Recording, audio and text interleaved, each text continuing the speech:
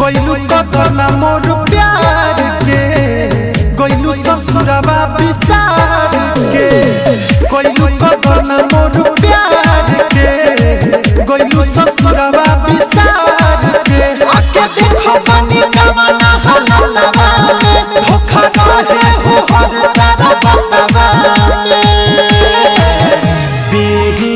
सारा दिनो रातवा में बोतल धरयू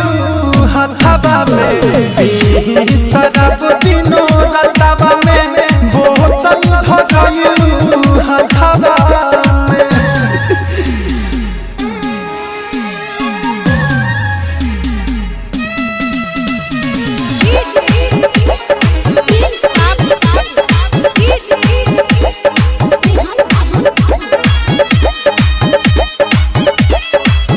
तू तो भूलल गइल का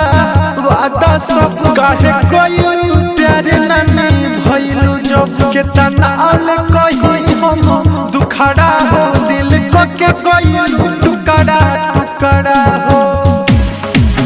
तू तो गइल गलत मोर सथवा में टेंशन दे दी हलो माथवा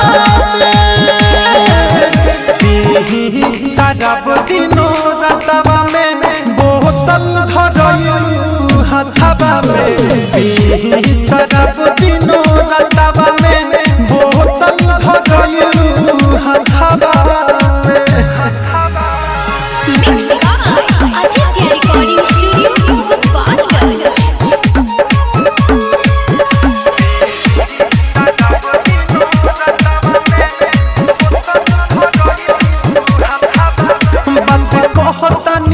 सही हो तोहरे याद में डूबल रही हो गइलू तू फिकर ये जमाना के छोड़ गइलू दीपक दीवाना के धोखा कइले बारू चाहतवा में खूबी बइलू कास सनथवा में